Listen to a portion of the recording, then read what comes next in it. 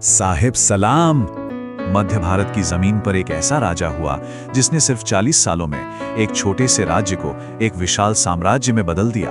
हम बात कर रहे हैं बघेल वंश के महाराजा वीर सिंह देव की, और आज हम उनकी ही कहानी की परतों को खोलने वाले हैं। तो चलिए शुरू करते हैं महाराजा वीर सिंह देव की ये गौरव गाथा।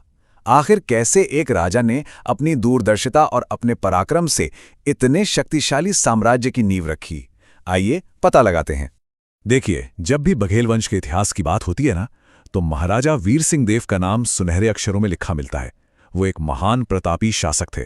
असल में उन्होंने जो नींव रखी थी उसी पर पूरे इलाके का भविष्य बना, और इसका असर आज भी दिखाई देता है। लेकिन सवाल ये है कि आखिर उनकी कहानी है क्या?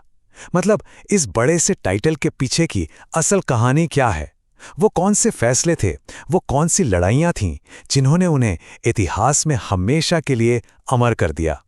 चलिए एकदम शुरुआत से जानते हैं।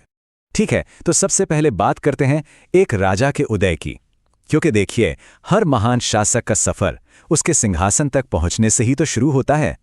तो देखते हैं कि वीर सिंह देव के लिए ये रास्ता कैसा था। उनकी पूरी जिंदगी को हम 3 जरूरी हिस्सों में देख सकते हैं। पहला, 1467 में महारानी कल्याण देवी के यहाँ उनका जन्म हुआ।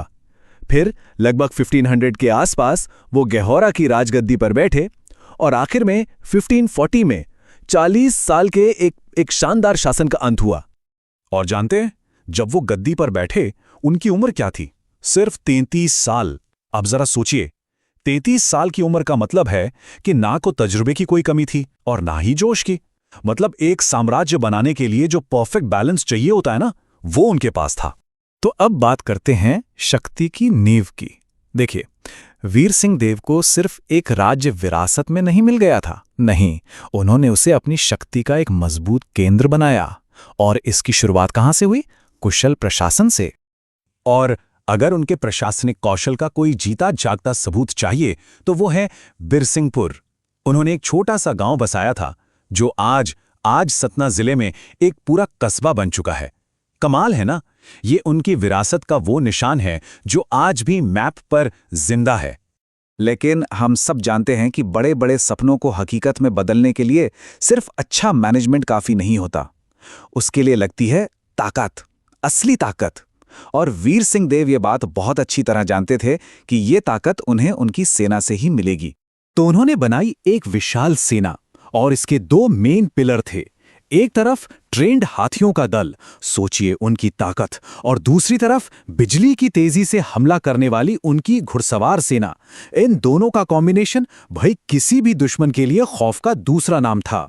खासतौर पर उनकी जो घुड़सवार सेना थी, जिसे रिसाला भी कहते थे, वो इतनी ज्यादा असरदार थी कि उसके दम पर महाराजा ने कई बड़ी बड़ी लड़ाइयां तो मानो चुटकियों में जीत लीं। सच कहें तो यही उनकी मिलिट्री पावर का असली सीक्रेट था। तो अब सोचिए, एडमिनिस्ट्रेशन मजबूत है, सेना शक्तिशाली है, तो अगला कदम क्या होगा? जाहिर है साम्राज्य का विस्तार। और वीर सिंह देव ने बिल्कुल यही किया। अपनी इसी शक्तिशाली सेना को लेकर उन्होंने अपने राज्य की सीमाओं को फैलाना शुरू कर दिया। एक के बाद एक रतनपुर, गढ़ामंडला, छोटा नागपुर, ये सारे बड़े और जरूरी इलाके उनके साम्राज्य का हिस्सा बनते चले गए। यहां तक कि नर्मदा नदी का जो उत्तरी हिस्सा था वो भी उनके कंट्रोल में आ गया। अब जरा उनके साम्राज्य के फैलाव पर एक नजर डालते हैं। उत्तर में गहरा और प्रयाग से लेकर दक्षिण में अमरकंटक के पहाड़ों तक, और पश्चिम में पन्ना से लेकर पूर्व में मिर्जापुर तक, हर तरफ बघेलों का झंडा लहरा रहा था। मतलब वाकई में एक विशाल और शक्तिशाली राज्य था ये। चलिए अब बात करते हैं एक स्थायी विरासत की। मतलब युद्ध और जीत के अलावा वीर सिंह देव अपने पीछे क्या छोड़कर गए।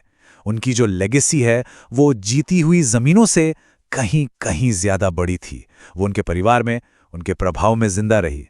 उनकी विरासत उनके परिवार में भी जिंदा रही। उन्होंने उत्कल की राजकुमारी सूर्य कुंवरी से शादी की, जिससे उनके राजनयिक रिश्ते और मजबूत हुए। और उनके जो छोटे भाई थे ना, नागमल देव, उन्हीं के वंशजों ने बघेलों की क्योटी शाखा को आगे बढ़ाया। तो कुल मिला के 40 साल के शासन के बाद महाराजा वीर सिंह देव ने एक ऐसा विशाल और शक्तिशाली साम्राज्य खड़ा कर दिया जो आने वाली पीढ़ियों के लिए एक बहुत मजबूत नींव बना। और यहीं पर यह पूरा किस्सा हमें एक सवाल पर लाकर छोड़ देता है कि एक शासक की असली विरासत क्या होती है। वो जमीनें जो उसने जीती या फिर वो स्थायी छाप जो वो पीछे छोड़ जाता है। वीर सिंह देव के मामले में उनकी असली विरासत क्या थी? जीती हुई जमीनें या वो मजबूत साम्राज्य जिसकी वजह से उनका नाम आज भी इतिहास में अमर है?